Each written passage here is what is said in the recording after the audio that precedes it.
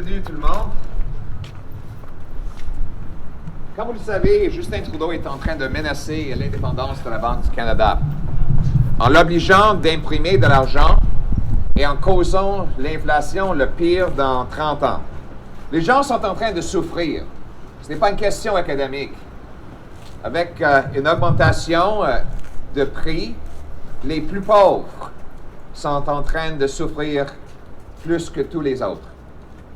Selon l'aveu du gouverneur de la Banque du Canada, l'inflation, cette année, coûte plus de 2 000 $ pour chaque Canadien. Ça, c'est juste pour une année.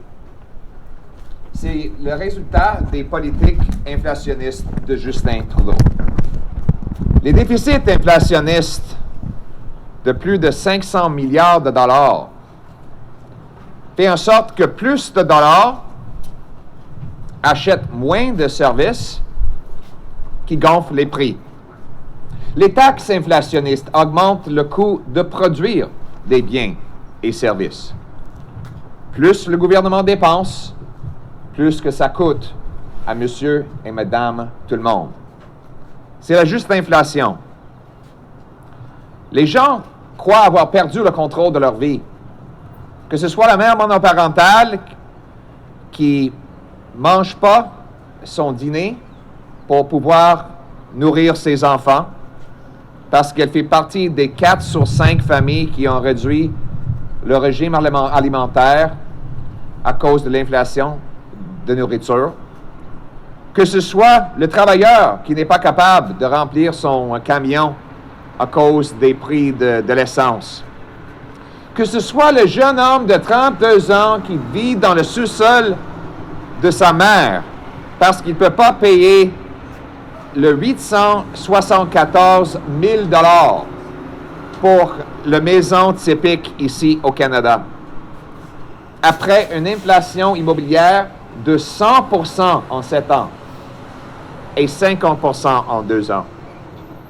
On sait que Justin Trudeau a imposé cette inflation en forçant la Banque du Canada d'imprimer plus de 400 milliards de dollars. L'impression de l'argent a aidé les très riches. Les gens très bien nantis deviennent plus riches parce que leurs maisons, leurs actions, l'or et d'autres avantages qu'ils ont gonflent en valeur. Donc, c'est très bon pour les riches. Mais c'est épouvantable et c'est une grande injustice pour la classe ouvrière qui a été démolie par ces politiques-là. Et maintenant, il n'y a pas d'imputabilité. Selon les règles qui existent, il n'y a pas une vérification indépendante de la Banque du Canada. C'est le ministre des Finances qui peut choisir le vérificateur et non pas le vérificateur général, comme est le cas en Nouvelle-Zélande, en Australie et en Royaume-Uni. En plus, maintenant, le gouvernement part d'une idée de donner davantage de pouvoir sur notre monnaie aux politiciens et aux banquiers en créant une monnaie numérique de la Banque centrale, ce qui va menacer la vie privée des gens et ce qui va causer une inflation encore plus exorbitante.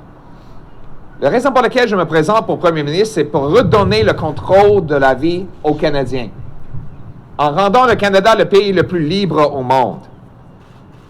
Ça comprend l'idée d'enlever le contrôle de notre argent des politiciens et des banquiers et de le redonner au peuple. Alors aujourd'hui, j'aurai 2 annonces afin de faciliter ces buts et pour réaliser cette rêve.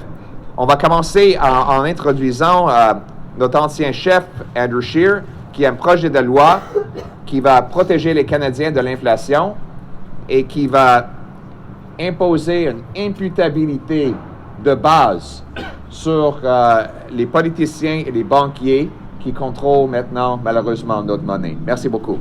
Mr. Andrew Scheer. Merci beaucoup, Pierre. La Banque du Canada a procédé à la plus importante augmentation de la masse monétaire de l'histoire du pays. Depuis 2020, la banque a créé environ 400 milliards de dollars de l'argent nouveau par l'intermédiaire de son programme d'achat d'obligations du gouvernement. En plus des obligations du gouvernement, la banque a aussi acheté des obligations de société. À ce moment, il existe une exemption dans la loi pour la Banque du Canada qui empêche le vérificateur général de vérifier les activités et les opérations de la banque. Mon projet de loi permettrait au vérificateur général de faire des vérifications de la banque dans le cadre de son cycle normal. Ces vérifications comprennent les évaluations de rendement au-delà de l'examen du bilan financier. Comme la banque adopte des politiques monétaires sans précédent qui auront des répercussions massives sur des éléments comme les taux d'intérêt et l'inflation, il est impératif qu'elle soit sujette à une transparence et à une responsabilisation accrue. Il existe un précédent pour que le vérificateur général ait compétence sur des institutions financières indépendantes. L'Office d'investissement des régimes de pension du secteur public fonctionne sans ingérence ou directive politique, mais est sujet à la supervision du vérificateur général. Mon projet de loi suit pratiquement le même modèle, modifiant les exemptions de la loi sur la gestion des finances publiques pour que la Banque du Canada soit supervisée comme l'Office des pensions du secteur public. C'est le temps pour une transparence et une responsabilisation accrue pour la Banque du Canada. Merci beaucoup, Pierre. Merci, Andrew. Merci, Andrew. Donc, j'annonce aujourd'hui qu'un gouvernement pro-allié va adopter le projet de loi d'Andrew Scheer de donner à la vérificatrice générale le pouvoir de vérifier les finances de la Banque du Canada. Et encore, je vais adopter une motion à la Chambre des communes pour demander à la vérificatrice générale de faire un audit du 400 milliards de dollars que la Banque du Canada a imprimé depuis 2020 qui a causé l'inflation que nous avons aujourd'hui. Deuxièmement, je vais m'adresser à une autre proposition dont certains parlent aujourd'hui. L'idée d'une monnaie numérique de la Banque centrale. Nous avons déjà une monnaie numérique dans nos banques privées, nos dépôts, nos transactions, que ce soit PayPal, que ce soit des paiements par courriel, que ce soit par nos cartes de crédit, où nous avons déjà la capacité d'utiliser la technologie et le numérique pour faire des paiements et pour garder notre argent. Alors, c'est quoi la nouveauté dont on parle quand on parle d'une monnaie numérique de la Banque centrale? Mais, évidemment, c'est les dépôts et les services bancaires que fournirait une banque gouvernementale. C'est ça la proposition qu'ils font. L'approche que le gouvernement pro-allié prendrait par rapport à toutes ces questions-là, c'est si ce n'est pas nécessaire que le gouvernement le fasse, c'est nécessaire que le gouvernement ne le fasse pas. Donc, il n'y a aucun bénéfice qui serait disponible aux consommateurs si le gouvernement prend contrôle de nos transactions ou de nos dépôts bancaires. Mais il y a beaucoup de risques. Premièrement, la banque a avoué que ça pourrait causer des crises dans le système bancaire si trop de gens décident de changer leur banque vers le banque gouvernementale. Nos banques privées pourraient avoir des crises. Deuxièmement, le gouvernement va pouvoir surveiller les décisions financières de chaque Canadien. Et aussi, le gouvernement pourrait faire des abus de nos monnaies. On a déjà vu que Justin Trudeau a fait utiliser la loi sur l'urgence pour permettre le gouvernement de geler les comptes de banque de ses opposants politiques. Imaginons si les gouvernements contrôlaient les dépôts des Canadiens. Ce serait une menace à leur liberté économique et financière. Finalement, ce serait politisé. Les politiciens commenceraient à faire des promesses d'augmenter les taux d'intérêt pour des dépôts de certains groupes afin de gagner des votes. Et la Banque centrale aurait un avantage artificiel en fournissant ces taux d'intérêt au dépôt parce que la Banque centrale est capable de créer de la monnaie, contrairement aux banques commerciales qui doivent utiliser la monnaie réelle. Donc, pour ces raisons, et finalement, pourquoi est-ce qu'on donnerait davantage de pouvoir à un gouvernement qui a déjà échoué dans sa responsabilité principale de garder l'inflation bas? Si vous échouez, vous ne gagnez pas davantage de pouvoir. Au contraire, c'est l'imputabilité dont on a besoin. Donc, j'annonce aujourd'hui que le gouvernement Poilievre bannira l'idée d'une monnaie numérique de la Banque centrale et protégerait la liberté des gens de contrôler leur propre argent. Le but du gouvernement Poilievre, c'est d'enlever le pouvoir de notre argent des banquiers et des politiciens pour le redonner aux gens et au peuple. Thank you very much for coming, ladies and gentlemen. Many Canadians are hanging on by a thread today. Inflation has now reached a 30-year high, 6.7%.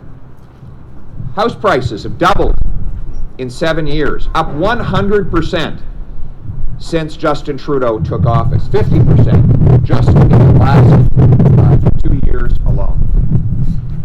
This is the result of government money printing that has sent more dollars chasing fewer goods, driving higher prices. Justin Trudeau has doubled the debt in just the last 7 years. He has done that by requiring the central bank print more money to pay for his spending. More money chasing fewer goods always equals higher prices.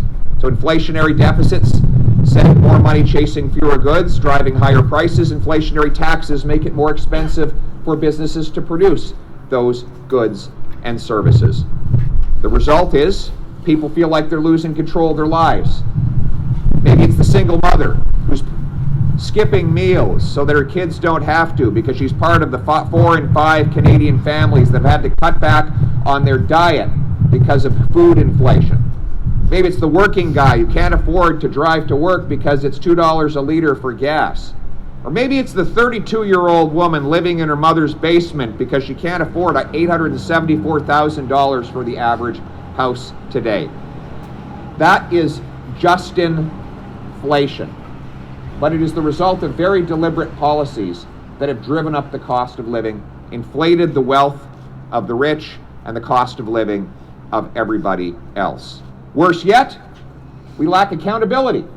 Here in Canada, there is no independent audit appointed to oversee the $400 billion of transactions that the Bank of Canada has carried out to finance Justin Trudeau's spending. Right now, the finance minister gets to handpick the auditor, rather than, as is the case in New Zealand, Australia, and the United Kingdom, having an independent audit of the central bank. And so I have with me here today Mr. Andrew Scheer, who has proposed a law to bring us in line with other Commonwealth countries, to give Canadians the accountability over their money that they deserve, and to ensure that this kind of disastrous inflationary policy never happens again. I now welcome Mr. Scheer to tell us about his bill. Well, thank you very much, and it's a great pleasure today to join Pierre Poilievre. I'm so proud to be supporting Pierre to be the next leader of the Conservative Party. Pierre was sounding the alarm on inflation when nobody else in Ottawa was listening. As soon as the government embarked upon the money creation scheme that it did, Pierre was warning Canadians that this would lead to higher prices. And all along the way, Liberal politicians denied it, claimed it wouldn't happen, and it's part of the reason why I'm supporting Pierre. His foresight and his understanding of these issues are critical at this time as this Liberal government plays around with our money and is causing the inflation that we're seeing today. Before the pandemic even happened, Justin Trudeau plunged Canada into massive structural deficits. When the pandemic started, he had run out of money to borrow, so he had to turn to the Bank of Canada, which embarked upon one of the largest expansion of Canada's money supply in Canadian history. All in all, about $400 billion in brand new money created right out of thin air to bankroll Justin Trudeau's deficits. Now, right now there is an exemption in the law to protect the Bank of Canada from the Auditor General's oversight. My bill would eliminate that exemption and allow the Auditor General to conduct the performance audit that it does, that its office does, in addition to following the money audits that happen now. And as Pierre said, this would be an independent oversight provided to the bank, which would report directly to Parliament the same way the Auditor General does for all the other federal departments and agencies that it has oversight over. This is much needed transparency and oversight at a time when the value of people's paychecks is being eroded by the policies of Canada's central bank. So I'm very excited that Pierre has agreed to endorse my bill and look forward to implementing it in a Pierre Poilievre-led government. Thanks very much, Pierre. Thank you. As Andrew correctly pointed out, Justin Trudeau has threatened the independence of the Bank of Canada by forcing it to print $400 billion of new money, causing today's 30-year highs in inflation, doubling housing prices, attacking the poor, and helping the rich.